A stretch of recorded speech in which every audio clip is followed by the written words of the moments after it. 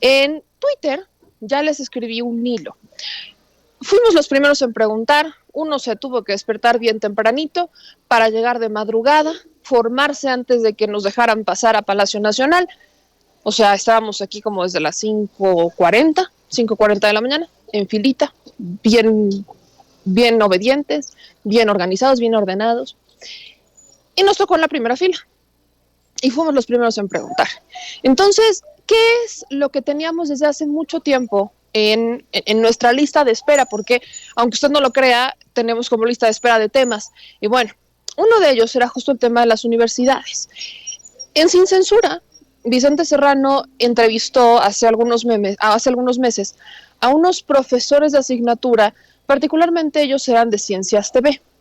Lo que pasó ahí es que hubo un paro. Usted se acordará que hubo un paro a finales de año, que todavía hay unos entre que están azul y buenas noches, pero hubo un paro bastante grande en la UNAM porque no había pagos. Después la UNAM, cuando se dio este paro y había protesta estudiantil, pues dijo vamos a pagarle a los profesores y empezaron a hacer pagos y empezaron a entregar algunos comunicados a la prensa diciendo, bueno, es que ya cumplimos con los profesores. Pues no es tan así.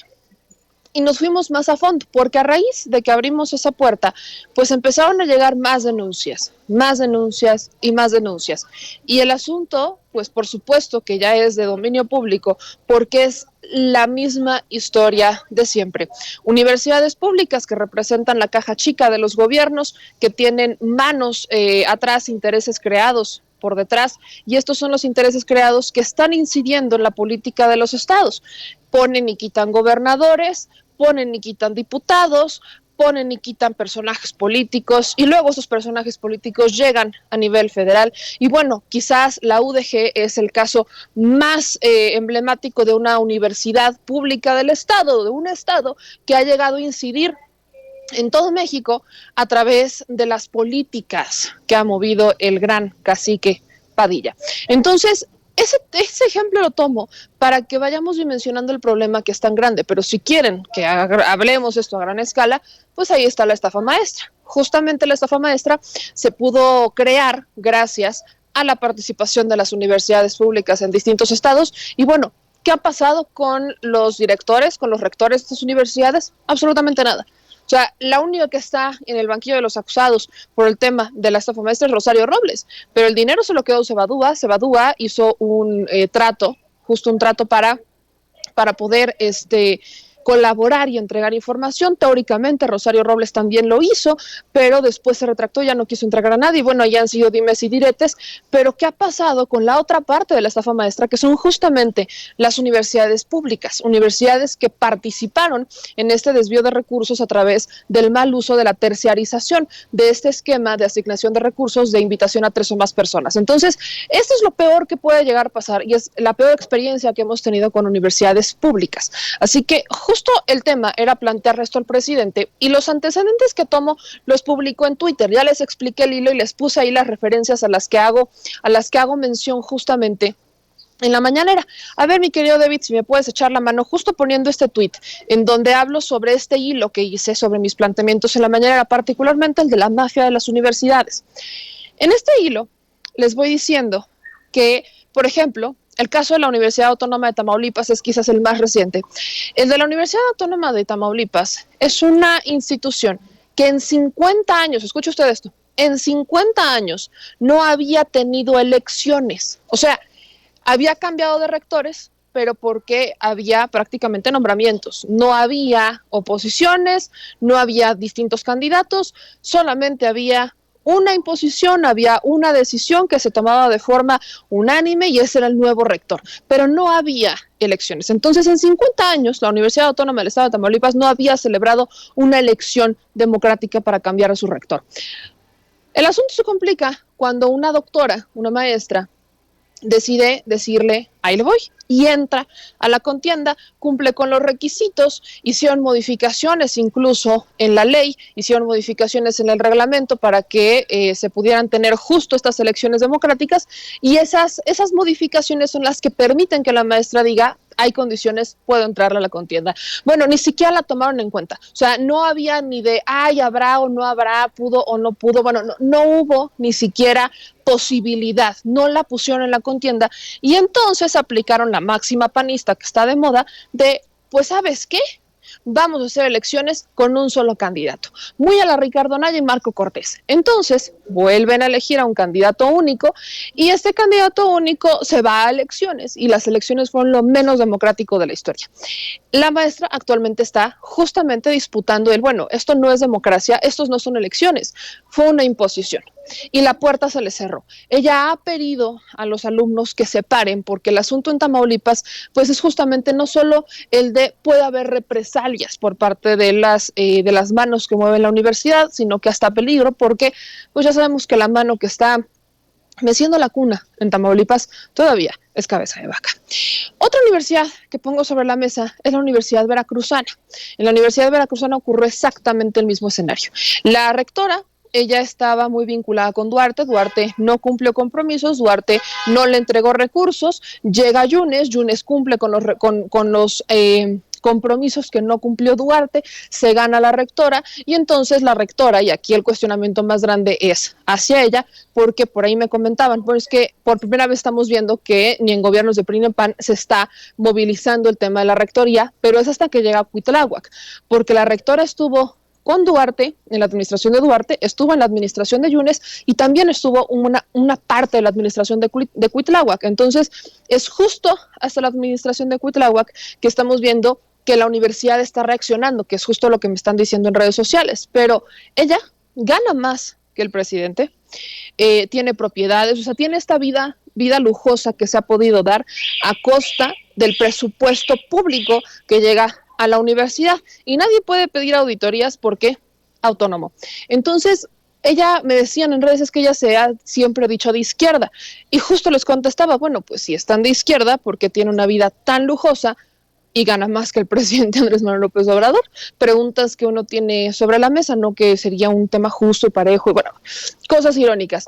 El asunto es que también en la Universidad Veracruzana, a la hora de hacer estas elecciones para cambiar al rector, le cierran la puerta a todos los intereses que pudieran venir de afuera, intereses que no estuvieran cercanos a algún grupo político de poder. Entonces, bueno, ¿dónde queda la independencia y dónde queda la autonomía? Y en un tercer punto ponemos a la Universidad de Oaxaca, al grupo de universidades de Oaxaca, que ese es todavía peor. Modesto Seara es prácticamente el que lleva años, unos 30 años aproximadamente, controlando el sistema público de universidades en Oaxaca. Y ahí nos hicieron una denuncia muy peculiar, en donde una maestra fue despedida por proteger a unas alumnas y ayudarlas a denunciar abuso por parte de profesores. Como ya es una constante en las universidades públicas, cuando hay estas denuncias de abuso, cuando están estos tendederos, cuando se comprueban los acosos, lo que quieren hacer es mantenerlo todo en secreto. En vez de asumir y en vez de hacerlo público y en vez de que se lleguen a todas las consecuencias, buscan que todo se quede callado. Entonces empiezan a controlar el asunto de forma interna, pasa el tiempo, separan a los profesores, nunca los corren porque hubo abusos a las alumnas, solamente los separan del cargo, los corren de la universidad con otro pretexto o les hacen firmar renuncias y el asunto queda ahí, ¿no? Como de ya, lo resolvimos, se fue. Pero a la que también corren es esta maestra y aunque existe porque existe la obligación de que la reinstalen y el Congreso local ha estado exigiendo que se reinstale a esta maestra en Oaxaca, no lo hacen. ¿Por qué? Otra vez están estas complicidades que aunque tienen la instrucción de reinstalar a la maestra porque no había motivo para correrla, pues la vuelven a dejar afuera. Y si nos vamos a la UNAM, bueno, el asunto es todavía peor, sobre todo cuando vemos el contexto de los 31 investigadores del CONACYT que fueron citados ya por la Fiscalía General de la República, al menos las dos que fueron ayer, se reservaron el derecho de declarar. Entonces, cuando vemos todo este escenario y tomamos en cuenta que que hay elitismo, que hay maestros de primera y maestros de segunda, que no porque trabajes más horas vas a ganar más, porque ese es otro problema. Uno pensaría que entre más cursos das, entre más horas le das a los estudiantes, pues quizás irías ganando un poquito más. No es así. En realidad hay un elitismo y hay una base de privilegios en donde los que menos trabajan y los que menos hacen son los que más ganan. Y ese es un elitismo que ha dominado la UNAM desde hace muchos años. Y si nos vamos a temas mucho más profundos, esto pasa en todas las universidades. Entonces, ahí hay notas que han estado surgiendo en los últimos días en donde particularmente está de sin embargo, en donde justamente están evidenciando cómo los profesores de asignatura ganan mucho menos que un profesor emérito. Ya ni siquiera dan clases y el profesor emérito gana mucho más que un profesor de asignatura, que el profesor de asignatura está dando muchas clases y no está ganando lo que debe. Entonces, cuando entrevistamos a profesores de asignatura, los profesores de asignatura nos dicen que ganan 800 pesos a la quincena y que el restante se los llegan a dar en vales de despensa. Entonces les dan vales de despensa, pero es vale de despensa general, no es como de te doy este vale por cuántos cursos das, pues el total de cursos te lo doy en vales, no, les dan solamente un equivalente de vales de despensa y 800 pesos a la quincena. Y con eso, los profesores de asignatura tienen que trabajar. Muchos de ellos tienen 2 o 3 trabajos, aparte de todos los cursos que dan en la UNAM. Entonces, ¿en dónde está la justicia? ¿En dónde quedó el vamos a invertir en nuestros profesores? Y es justamente el asunto que se plantea aquí.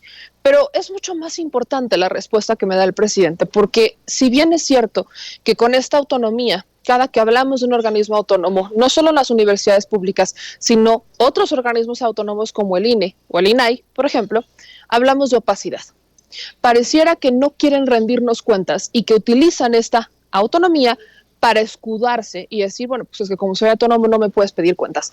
Y lo que aquí han estado pidiendo, por ejemplo, académicos, en el caso de las universidades públicas, son auditorías. Quieren que se hagan auditorías para que se vean en dónde está el dinero. Lo que quieren es justamente eso. Pero el problema al que ahora estamos es que no se puede meter el gobierno. Y esa es justamente la premisa con la que hicimos la pregunta hoy en la mañanera. ¿Qué puede hacer la SEP? La SEP no puede hacer nada, porque son organismos autónomos. ¿Quiénes sí pueden hacerlo? Académicos y estudiantes. Así que bajo esta explicación y este contexto que les estoy dando, es que hicimos la pregunta y es que el presidente Andrés Manuel López Obrador nos responde, no nos podemos meter en las universidades públicas, pero sí hay mafias ahí adentro y hace un llamado a los estudiantes y a los académicos para que se organicen. El presidente garantiza que no habrá represalias, pero en los estados no las habrá. Vamos a ver, escuchar lo que me responde el presidente López Obrador. Bueno, yo pienso que tiene que ser algo que surja de la misma comunidad académica, de los mismos universitarios. Tiene que haber un movimiento por la reforma, por la renovación en el manejo de los fondos de las universidades públicas. Nosotros no podemos meternos porque sería violatorio de la autonomía universitaria, pero sí pueden hacerlo los mismos universitarios, porque se dan casos en donde hay mafias, no encontré otra palabra, que dominan en las universidades públicas, así como existen los líderes charros, ya cada vez menos en los sindicatos, así también existen pues caciques que dominan en las universidades. Ellos ponen a los rectores. Es lo más antidemocrático que puede haber. Y manejan el presupuesto a sus anchas, en forma discrecional. Es el caso de varias universidades del país y de personalidades que tienen muchísimo poder. El señor Padilla de Jalisco no es rector pero es el que manda en la Universidad de Guadalajara para hablar en plata. Y así en otros casos. Pero eso lo tienen que resolver los mismos universitarios. Y debe de atenderse el que se mejore la situación de los maestros de asignatura de las universidades públicas, que ganan muy poco, y que no haya privilegios arriba, y también que no haya influyentismo, nepotismo, mafias, que son las que dominan para la asignación de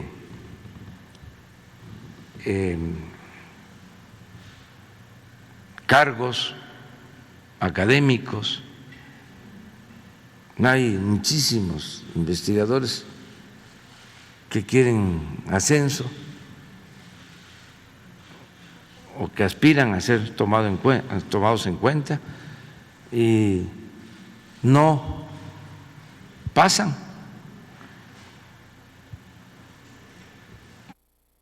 Ese es el problema, para que me entienda, ese es el problema que hay.